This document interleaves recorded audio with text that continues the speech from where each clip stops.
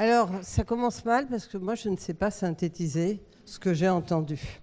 Moi, je ne suis pas venue aujourd'hui vous voir pour synthétiser, pour être honnête. Parce que je n'ai pas du tout envie de synthétiser un truc qui dit bah oui, qu'on préfère les choses qui aient du sens. Je crois qu'on est tous d'accord, plutôt que les choses qui n'aient pas du sens. Que vous êtes épanouis, donc moi, je suis hyper heureuse. Si vous êtes épanoui, c'est pour moi que du bonheur. Moi, je voulais vous raconter, ça fait 30 ans que je travaille, donc ça fait 30 ans que je suis une vieille HEC. J'ai commencé à HEC, on m'a rappelé qu'à HEC, j'avais ouvert un HEC au féminin il y a tant d'années. Et parce qu'il me semblait qu'il y avait des choses qui étaient importantes dans la vie, pour les femmes et les hommes. Et c'est ça que je voulais partager avec vous ce soir, vous redire des choses auxquelles je tiens et auxquelles je crois fortement. Moi, je suis un peu effrayée. Je ne suis pas pleinement en forme, c'est-à-dire je ne trouve pas que vous avancez. Je parlais aux filles et aux garçons qui poussent les filles. Je ne trouve pas que vous avancez très vite. Parce que si vous avanciez très vite, on ne m'appellerait pas sans arrêt dans les médias pour me faire parler moi. Vous voyez ? Je n'aime pas la solitude. Je n'aime pas ça. Moi, j'aime quand vous avancez. J'aime quand vous ne vous inquiétez pas.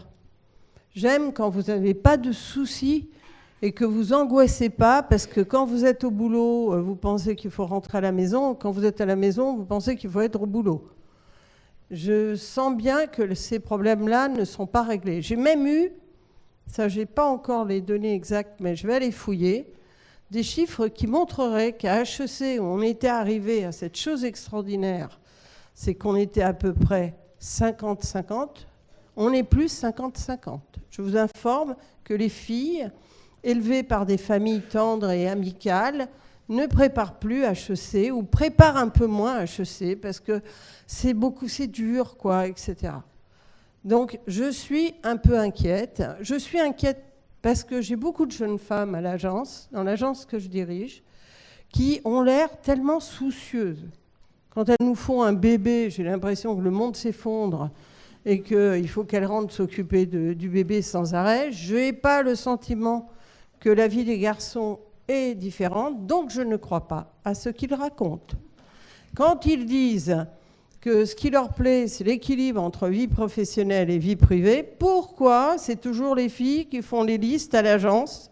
Moi, je les connais par cœur, mes équipes. Et donc, je sais qui j'appelle et je sais ce qu'ils sont en train de faire.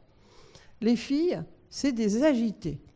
Elles sont tout le temps en train de travailler, surtout quand il arrive un âge où elles commencent à s'occuper à la fois des enfants, à la fois des parents, à la fois du travail, et qu'en plus, elles pensent qu'il ne faut pas trop les faire progresser. Est-ce que vous imaginez que quand je dis à une fille, tu vas occuper le poste suivant, elle me dit, c'est pas sûr que j'y arrive. Je dis, mais c'est quand même moi la patronne. Donc, pourquoi tu me dis que tu n'y arrives pas, puisque moi, je trouve que tu y arrives. Ah, mais je ne sais pas, avec tout ce que j'ai à faire et tout. Je n'ai jamais eu ça de la part d'un garçon. Je n'ai jamais eu ça. Ils viennent me voir pour me dire qu'ils y arrivent très bien. Donc,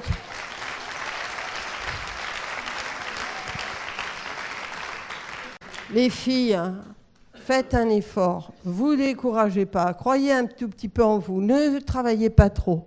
Vous travaillez beaucoup trop. Je vais vous expliquer les conseils d'administration.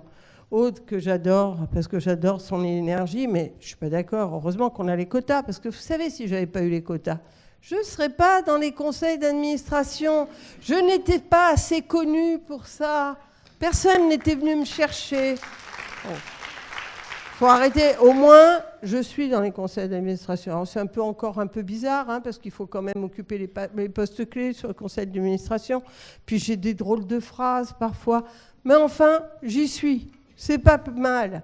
Donc, on a beaucoup discuté ces histoires de quotas. On a beaucoup discuté. Je me souviens très bien avec Aude, quand on a commencé, les filles, surtout les filles qui avaient réussi, disaient « Ah non, pas de quota, moi j'ai réussi, donc les autres, elles n'ont qu'à faire comme moi, travailler 18 heures par jour et tout, elles vont y arriver. » Moi, je dis que ça suffit, quoi.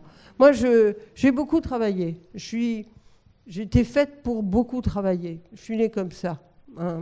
Mes enfants trouvent ça très épuisant. Hein, et ils trouvent que... Eh bien, moi, je ne trouve pas que je suis obligatoirement un exemple. C'est-à-dire, je pense que les êtres humains, c'est fait pour équilibrer des vies. Et si vous voulez équilibrer vos vies, vous n'êtes pas obligé de travailler le double de tout le monde. Je rappelle juste que les Françaises travaillent par jour 3 heures de plus que les garçons, par jour. Donc, essayez de baisser un peu, 2h30, un truc comme ça, quoi, sympa, hein, voilà. Je vous rappelle que ces filles rentrent en courant, que quand je donne une demi-journée de travail aux filles de liberté, elles arrivent le lendemain beaucoup plus fatiguées que quand elles sont à l'agence. Mais qu'est-ce qu'elles font, ces filles ?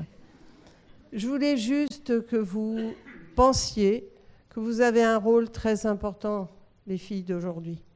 Est-ce que vous vous rendez compte de ce que devient le monde ? Est-ce que vous vous rendez compte de l'idéologie dont on entend parler d'aujourd'hui ? Est-ce que vous vous rendez compte qu'il y a plein d'endroits dans le monde où les petites filles n'ont pas droit d'aller étudier ? Est-ce que vous vous rendez compte qu'il y a des petites filles qui sont mariées à 11 ans ? Est-ce que vous vous rendez compte de ce qu'on nous raconte aujourd'hui ? Eh bien, si vous vous rendez compte de tout ça, en France, s'il vous plaît, là où on a un peu de chance, vous luttez. Vous luttez pour ramener le monde à une égalité. Souvent, on me dit féministe, comme si c'était grave d'être féministe. Moi, je pense que les hommes et les femmes doivent être féministes. Parce que féministe, ça veut juste dire qu'on croit aux droits humains et qu'on croit que les hommes et les femmes sont équivalents. Moi, je crois que dans mon entreprise, j'ai fait une agence de communication, je vous promets qu'elle est belle. Mais j'ai toujours pensé qu'elle était belle parce qu'on avait équilibré les garçons et les filles. Et il faut être honnête, les garçons, c'est très utile parce que c'est bien d'avoir confiance en soi. C'est pas bien quand les filles n'ont pas confiance en soi. C'est mieux d'être un garçon qui a confiance en soi. De temps en temps, ils ont trop confiance en soi. Bon, on les retient. Et on pousse un peu les filles qui n'ont pas confiance en elles.